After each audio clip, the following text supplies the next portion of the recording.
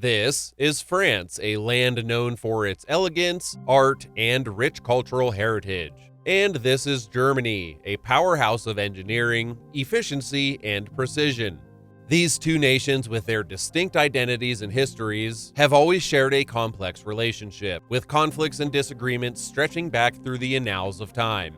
Centuries ago, the borders between France and Germany were not as defined as they are today. Territorial disputes and the relentless pursuit of hegemony in Europe oftentimes fueled fierce battles between these two proud nations. Disagreements seemed to be the order of the day as they clashed over matters big and small. However, something remarkable happened in the aftermath of the devastating Second World War. A wave of sanity and reflection washed over these war-weary lands. France and Germany looked at the ruins around them and realized that enough was enough.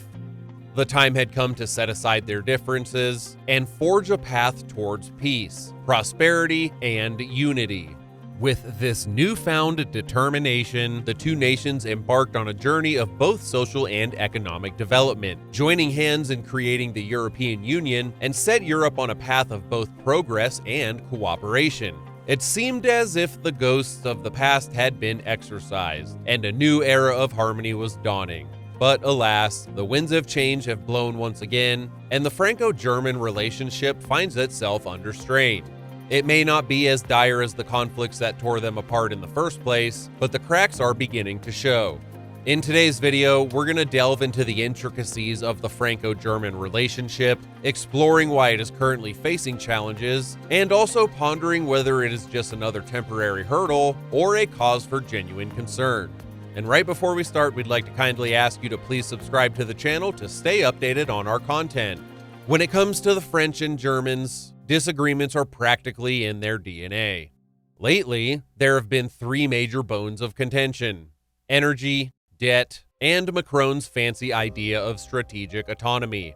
Now, when it comes to energy, they both agree that Europe needs to go green and decarbonize its economy. But how do they get there? That's where they start to disagree and butt heads. The French have a massive crush and fascination with nuclear power. Seriously, more than 70% of electricity that comes out of France comes from its 56 nuclear power plants that they have. They're all about it. But the Germans, well, they happen to have a change of heart after the Fukushima incident or disaster back in 2011.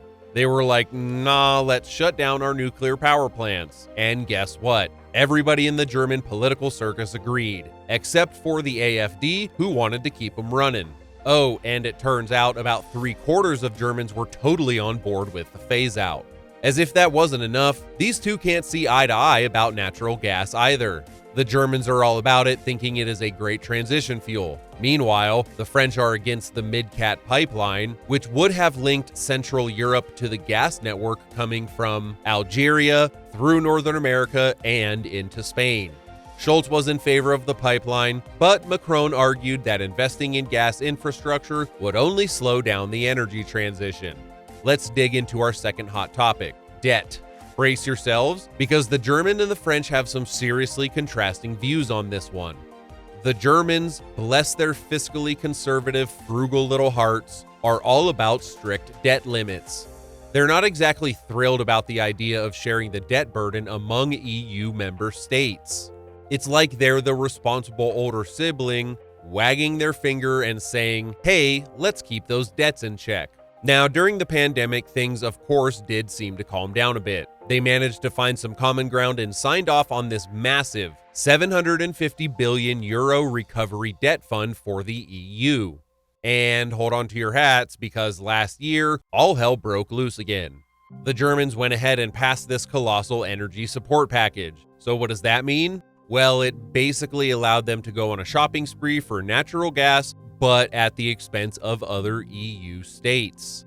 The third issue we can talk about is strategic autonomy. Picture this: Macron, the French hotshot, has always been on a mission to reduce the EU's reliance on the good old US of A.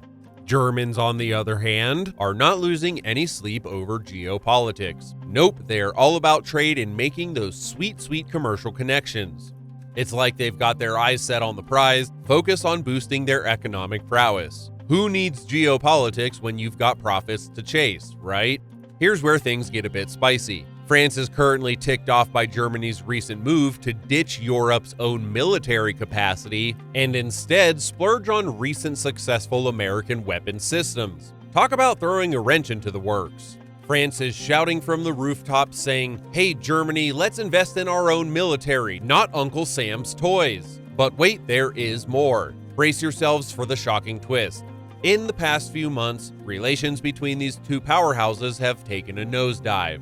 Scholz, the smooth talker, made it crystal clear in his recent speech to the EU Parliament. He basically told Macron, "Hold your horses, buddy. The US is still our top ally, and let's focus on signing those free trade deals instead of chasing geopolitical dreams." Ouch! That's a direct punch to Macron's grand vision. Scholz even warned anyone dreaming of European dominance that they are stuck in the past. Shots fired. So, what's the deal with the Franco-German fallout? First off, the European Union, also known as the EU, is in a real pickle, facing one crisis after another. And let me tell you, when things hit the fan, there's no room for compromises or sweeping disagreements under the rug. In the past, if France and Germany couldn't see eye to eye, they'd just kick that pesky can down the road and kind of hope for the best. But oh no, we can't do that anymore. With the EU staring down the barrel of multiple crises. We're talking a full-on war in Ukraine, an energy crisis, and a brewing Cold War between the US and China. There's no time for any delays. They're grappling with some real head-scratchers. These burning questions demand immediate attention. The EU can't afford to kick the can around anymore. It's time to roll up those sleeves and get down to the nitty-gritty. This new era of crisis has turned up the heat on both France and Germany like never before. The second reason behind the strained relations between these two lies within the realm of domestic politics. In France, President Emmanuel Macron is approaching the end of his term. Fully aware that his successor may not possess the same political weight and alignment with his policies on the European stage. This realization has propelled Macron to vigorously promote his vision of strategic autonomy, knowing that time is running out to secure its place within the EU framework. Unsurprisingly, such assertiveness has created tensions with Germany, where the perspectives on issues such as the EU's relationship with the US may not align with Macron's stance. Meanwhile, in Germany, the ruling coalition's popularity is dwindling, with each member party experiencing a decline in support. The SDP, or Social Democratic Party, led by Olaf Scholz, finds itself trailing behind the Christian Democratic Union, led by Friedrich Merz, by a margin of 10 percentage points. The Greens, who have reached a high of 23% in August 2022, have also experienced an 8-point drop in their polling numbers. As for the Free Democratic Party, mentioned as FDP from here on out, are now standing at a mere 8% in the polls. This is huge despite securing 11.5% in the vote in the most recent election. Faced with this decline in public support, coalition members have resorted to appealing to their core bases by rigidly adhering to their trademark policies. For instance, the Greens have enforced the closure of Germany's remaining 3 nuclear power plants, even though it means relying more on coal to compensate for the energy deficit. On top of that, they have argued against the eligibility of nuclear power for the EU's green subsidies. On the other hand, the FDP has staunchly opposed EU debt reform, with party leader Christian Lindner, who currently serves as Germany's finance minister, penning an article in the Financial Times advocating against debt-sharing proposals. Lindner's insistence on strengthening the EU's existing fiscal rules further underscores the differences in approach between the two nations. Moreover, Lindner personally lobbied against the EU's new vehicle emissions plan on behalf of German car companies and successfully secured a last-minute exemption for e-fuels. This move not only irritated the French, who had previously agreed to the regulations, but also highlighted the divergent properties placed on protecting industries by Germany compared to France's stance. As a result, France and Germany find themselves navigating a very challenging period in their relationship, with diverging opinions on crucial EU matters and domestic political considerations shaping their positions. If you like our content, please do subscribe to the channel for more updates and hit the like button to let us know you enjoyed the video. Thank you so much.